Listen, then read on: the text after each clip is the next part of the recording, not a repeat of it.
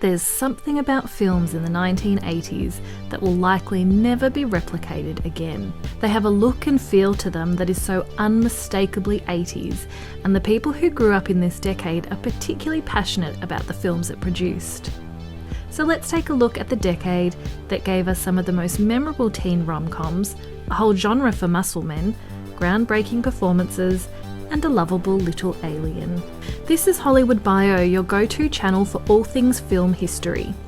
If you are someone who enjoys films, modern history, and film trivia, then we'd love for you to subscribe because we think you'd love the content we have coming up. If you are new here, we've been exploring the question, which decade was the best in film history? So far we've looked at the 40s, 50s, 60s, and 70s. But could it be that the 80s were the most iconic? Let's get into it and find out. This is Hollywood Bio. When we asked people their favourite film from the 1980s, so many of the titles came back to us had one thing in common: Steven Spielberg. His filmography for this decade is so amazing that we find it hard to believe he didn't win an Oscar during this decade. He directed Indiana Jones, E.T., and The Colour Purple. He wrote Poltergeist and The Goonies, and was a producer for Gremlins and Back to the Future, plus many other successful projects. Could it be that Steven Spielberg is one of the greatest filmmakers of all time? We think so, but feel free to argue your point in the comment section. If you don't agree with us, let's see if we can change your mind. Steven Spielberg was a Hollywood executive's dream in a time when the power was being placed back in the hands of the major movie studios, who were on a mission to make easily marketable films that would appeal to a mass audience. Spielberg's films were consistently big money earners. In fact, the highest grossing film of the entire decade was Spielberg's E.T. the Extraterrestrial. The story follows a little boy who befriends an alien that was left behind when its spaceship took off in an emergency exit from Earth. The feel-good movie won 4 Oscars, gave us iconic lines that would be quoted for years to come, and introduced the world to a young Drew Barrymore. Barrymore developed such an affinity for the film's director Steven Spielberg, and vice versa, that they developed somewhat of a father-daughter relationship, and he was asked to be her godfather when she was a teen. The film's protagonist was Elliot, played by Henry Thomas. Despite being just 9 years old at the time, his audition for the role would have to be one of the best of any actor in history. Although it's a science fiction film, it really transcends the genre and is one that can be enjoyed by the whole family. A little known fact about E.T. was its impact on the advertising and marketing industry, in particular product placement. In one significant scene in the film, Elliot is seen enticing E.T. to come out of the bushes with chocolate. The script initially called for the use of M&Ms, but Mars Incorporated was concerned that the image of an alien would be too scary for their younger demographic. So, Reese's Pieces was used instead. With the success of the movie, sales for Reese's Pieces surpassed those of M&Ms by 65% and proved the impact of product placement. Although E.T. was not the first to do this, it did it so successfully that other companies decided to follow this strategy. It's clear in so many 80s films, like the placement of Coke cans on the desks in The Breakfast Club, the deliberate act of Tom Cruise putting on his Ray-Bans in Risky Business and then again in Top Gun, and of course Back to the Future with the placement of, well, everything. Nike, Pepsi, Panasonic, Yamaha, Pizza Hut, and of course DeLorean, along with many others. Product placement has continued into the decades that followed the 1980s, even being mocked in 90s film Wayne's World. And given this type of marketing has pulled in almost $3 billion for the film industry in the last few years alone, we don't think it's going to be disappearing from our screens anytime soon. While E.T. established Spielberg as a master of the sci-fi genre, another one of his most successful films from the 80s was a different genre entirely. The Colour Purple, a drama starring Whoopi Goldberg, Danny Glover, and Oprah Winfrey. Spielberg initially turned down the offer to direct the film as he felt it should be done by a person of colour, but he was convinced by friend and producer Quincy Jones. The film received critical acclaim, but caused controversy when it came time for the Academy Awards. It was nominated for 11 Oscars, but some fans were outraged that one of the 11 nominations did not include Spielberg for Best Director. Ultimately, the film did not win any of the Oscars it was nominated for. It ties with The Turning Point as the most Oscar-nominated film without any wins. Spielberg made some great choices in the 80s, and one of his best decisions would have to be signing on as an executive producer for the Back to the Future trilogy. The first film and subsequent sequels were not only loved when they were released, but have continued to be a favourite among film fans for the decades that followed. When we surveyed our subscribers, Back to the Future was the clear winner for the film of the 1980s that had the biggest impact, as it is still so well loved today. Spielberg acted as somewhat of a mentor to the film's director Robert Zemeckis, who also co-wrote the film with friend Bob Gale. Some may argue that what Zemeckis offered audiences is a masterclass in directing, and a film that offers something for every generation of movie lovers. The 1980s saw an insurgence of films targeting the teen market, and no one did these films better than John Hughes. His filmography is seriously impressive, with titles like The Breakfast Club, Pretty in Pink, 16 Candles, Weird Science, and Ferris Bueller's Day Off. Perhaps John Hughes gives Spielberg a run for his money in the greatest filmmaker of all time. Hughes's films were often characterised by the main character tropes of a popular girl, a jock, an outcast, a geek, and a rebel, with almost all of them trying to work out where they fit in, and by the end of the film, they find out that where they belong is not where they thought they'd end up at all. It became a teen movie prototype for coming-of-age stories that was emulated for decades after. For the popular girl, John Hughes found his muse in Molly Ringwald. He reportedly had her headshot on his pinboard when he was writing 16 Candles, and once the movie was given the green light, he told the studios that he wanted her for the role. Ringwald starred in 3 of his films and became the it girl of the 80s.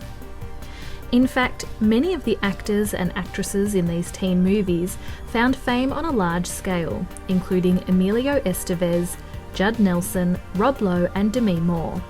A core group of these actors became known as the Brat Pack. The phrase was coined by journalist David Blum in an article he wrote for the New York Magazine. The article was the beginning and the end of the Brat Pack. The actors had previously been seen simply as a group of friends who'd become close on the sets of The Breakfast Club and St. Elmo's Fire. But after the article came out, their reputations were tarnished, and its members were seen as unprofessional, reckless, and obsessed with partying. Blum later admitted that he shouldn't have written the article. While this so-called Brat Pack was dominating the teen market, another young actor was making a name for himself as a heartthrob for the young adults, Tom Cruise. The 1980s saw Cruise make hit after hit and establish himself as one of Hollywood's most recognisable leading men. This success continued well after the 80s, and he would ultimately become one of the highest-earning movie stars in the world. His first real success came when Risky Business hit the screens in 1983, which played into the popularity of the teen sex comedy genre. He followed this up with films like Top Gun, The Colour of Money, Rain Man, and lastly Born on the 4th of July, which earned him his first Oscar nomination. While all of these films were successful, it was Rain Man that was perhaps the most critically acclaimed and showed Cruise's range as an actor, as he expertly portrays a selfish and materialistic yuppie from LA. The film itself was actually the highest grossing movie of 1988 and earned 4 Oscars, including Best Picture and Best Actor for Dustin Hoffman, whose portrayal of the estranged autistic savant brother was praised for shining a light on the complexities of caring for a person on the autism spectrum. This was a great decade for international films in Hollywood, in particular British cinema. 3 of the Best Picture Oscar winners for the decade were British, with Chariots of Fire winning in 1981, Gandhi in 1983, and The Last Emperor in 1988, with the latter being a collaboration between the UK, Chinese and Italian studios. Richard Attenborough won an Oscar for his directorial work on Gandhi, and actors like Daniel Day-Lewis, Ben Kingsley and Michael Caine impressed audiences, and the British sense of humour shone through with films like A Fish Called Wanda. The most successful international release of the decade came in the form of a laid-back, no-nonsense, knife-carrying larrikin from the Australian outback, Crocodile Dundee. The film was written by and starred Paul Hogan, who was already an established comedic actor in Australia. The film was made with an $8 million budget as a test to see if an Australian film could become a commercial success in America. It succeeded in this goal when it became a box office smash, not only in the US but around the world, making over $320 million in sales. It remains the highest grossing non-American film at the US box office ever. Australians were excited that international audiences were getting a taste of Aussie culture, although some of the more exaggerated characteristics of the crocodile hunter developed an Australian stereotype that wasn't exactly accurate. Paul Hogan wasn't the only Australian finding favour on the big screen. Mel Gibson delighted audiences in Lethal Weapon, Olivia Newton-John continued to India in Xanadu, and then little-known Nicole Kidman was winning the heart of American heartthrob Tom Cruise on the set of Days of Thunder. The 1980s was the decade when Hollywood came to the White House. Ronald Reagan played the role of a lifetime when he was elected the 40th President of the United States of America. It was the first and only time an established actor took on the presidency. For many, Reagan was an all-American hero whose tough stance on communism played a large role in ending the Cold War. These cultural and societal changes began to be reflected on our screens with action heroes like Rambo, The Terminator, Lethal Weapon and RoboCop. These films represented heroism, masculine strength and success, an image that America was desperately seeking to regain in the years after the Nixon administration, the Watergate scandal and the Vietnam War. A closer look at these action films of the 80s showed that the villains were often of Eastern European descent. There's the head robber Hans Gruber in Die Hard, Rocky's opponent Ivan Drago in Rocky IV, and Rambo's mission to save his friend from the Soviet forces in Rambo 3. Even teenagers could be seen defending the invasion of Soviet forces in Red Dawn. All of these point towards America's desire to be seen as a superpower once again. Reagan's presidency was also characterised by his approach to capitalism and free markets. His economic policies involved tax cuts, slowing the growth of government spending, and a general lessening of red tape. The impact of these policies was portrayed in the film Wall Street, released in 1987. Although a fictional film, it certainly represented what was seen by many to be happening in the financial industry at the time. History would prove it to be somewhat of a cautionary tale, but its message seemed to be lost in the glamorization of a financial trader's lifestyle. The film's antagonist, Gordon Gekko, which earned Michael Douglas a Best Actor Oscar, utters the now infamous line, "Greed, for lack of a better word, is good." This seemed to resonate off-screen with many of those in the financial industry. In a piece written for the LA Times, the film's co-screenwriter Stanley Weiser states, "I never could have imagined that the persona and his battle cry would become part of the public consciousness, and that the core message of Wall Street would be so misunderstood by so many." This great arc of American history and its representation on the big screen would continue to play out over the decades to come. The films we've mentioned so far in this video are just the tip of the iceberg when it comes to classic 80s cinema. We could be here for hours discussing the success of films like Raging Bull, Terms of Endearment and Sophie's Choice, or cultural phenomenons like Ghostbusters, the Police Academy series, and Stand By Me. Even the nostalgia of family movies like Honey, I Shrunk the Kids, Labyrinth, and The Goonies. Fortunately for movie lovers who lived through this decade, the opportunity to watch these films went beyond the movie theatre.